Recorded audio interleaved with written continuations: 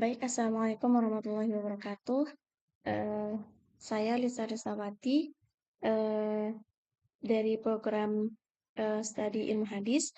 Saya di sini akan menjelaskan sedikit tentang cara mentakhrij hadis menggunakan hadis web.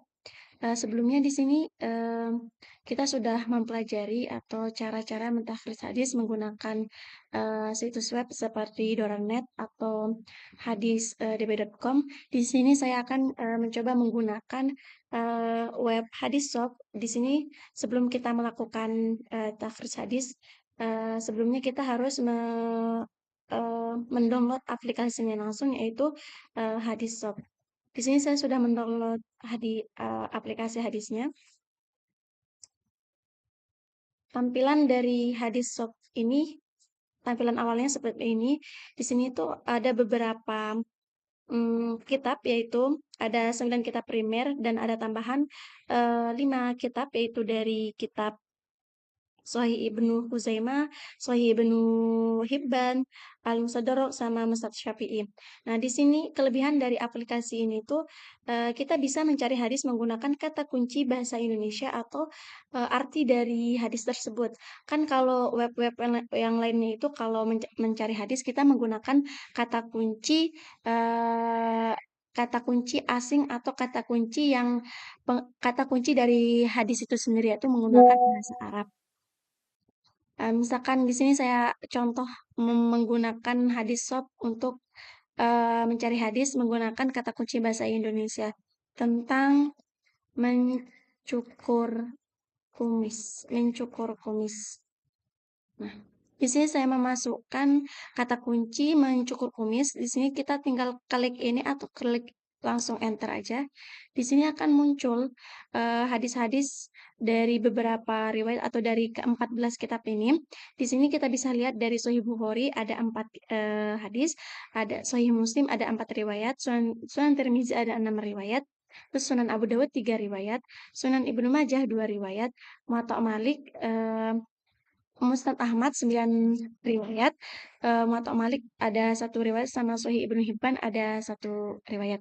Nah, kalau kita ingin mencari hadisnya di Sahih Bukhari aja, tinggal kita hilangin aja ini ke 13 kitab ini. Jadi kita klik atau centang yang Sahih Bukharinya aja. Tapi di sini saya akan mencari hadis di 14 kitab itu dan bertemu dan hadis ini ketemu di Sahih Bukhari, Sahih Muslim, Sunan Tirmizi, Sunan Abu Dawud, Sunan Ibnu Majah, Musnad Ahmad, Muwatta Malik, dan Sahih Ibnu Hibban.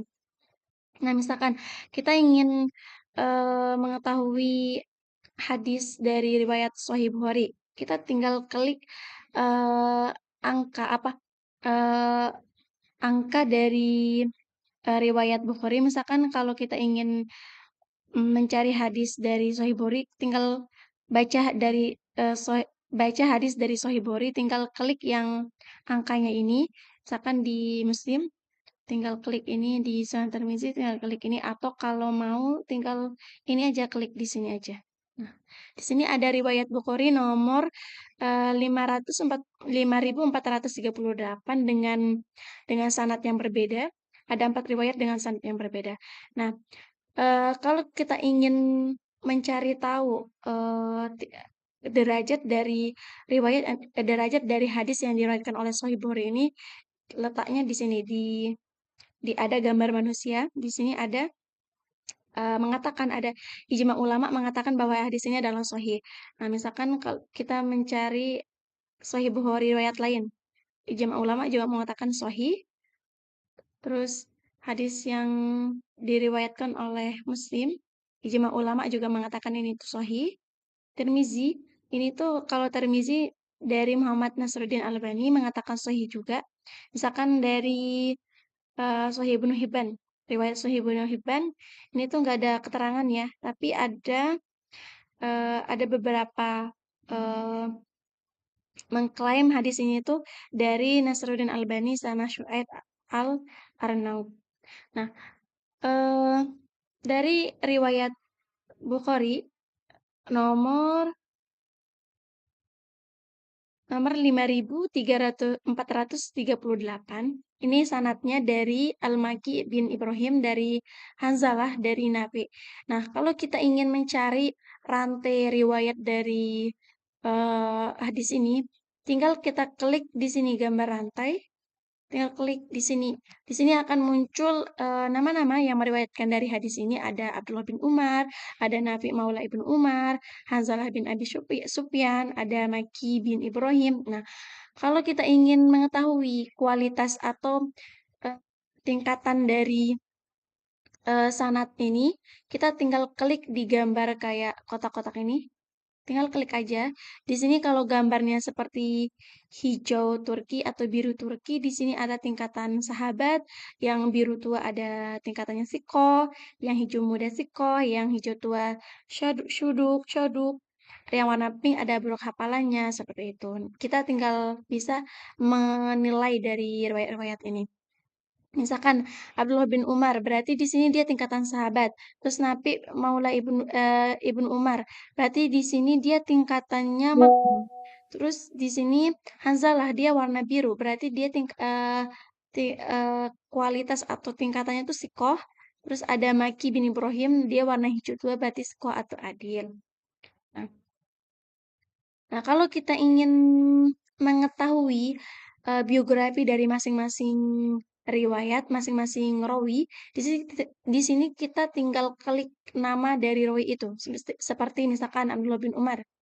Tinggal klik Abdullah bin Umar, di sini bakalan ada nama kunyahnya, lakopnya, nasabnya, kalangan kalangan kalangan siapa, bisa jadi kalangan tabiin, sahabat, atau tabiut tabiin, terus negeri hidup Madinah, negeri wafat, tahun wafat, terus jumlah hadis yang diriwayatkan dari masing-masing kitab kitab 9 primer,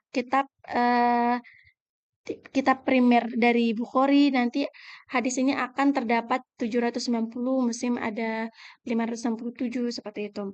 Nah, di sini juga ada komentar ulama tentang perawi, seperti ulama Ibnu Hajar Asqalani, dia komentarnya tentang Abdullah bin Umar ini, dia di kalangan sahabat.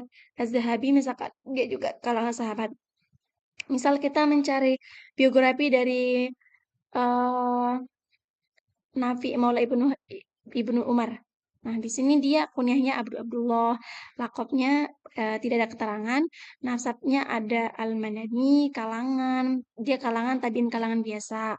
Terus ada juga komentar ulama tentang Nabi Maula Ibnu Umar. Misalkan Yahya bin Ma'in, dia di komentarnya tentang Nabi ini sikoh, dia rawinya sikoh. Al-Ajli dia sikoh juga. An-Nasai dia sikoh juga. Begitupun dengan selanjutnya. Nah, kalau kita ingin mencari tahu tentang hadis yang berkaitan dengan hadis ini, hadis riwayat Bukhari nomor 4438, yang tidak tercantum di sini. Kita tinggal klik yang kotak-kotak 9, klik aja di sini. Nah, bakalan muncul dari Sunan Abu Daud nomor 49, Musnad Ahmad nomor nomor 5711, ada Musnad Ahmad nomor yang berbeda. Begitupun selanjutnya bakalan muncul di sini. Nah, oke, baik, hanya itu yang dapat saya sampaikan.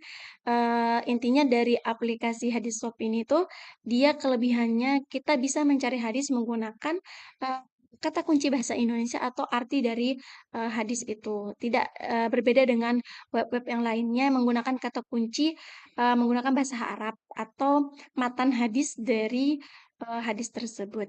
Nah, mungkin hanya itu yang dapat saya sampaikan. Wabillahi taufiq wal hidayah. Wassalamualaikum warahmatullahi wabarakatuh.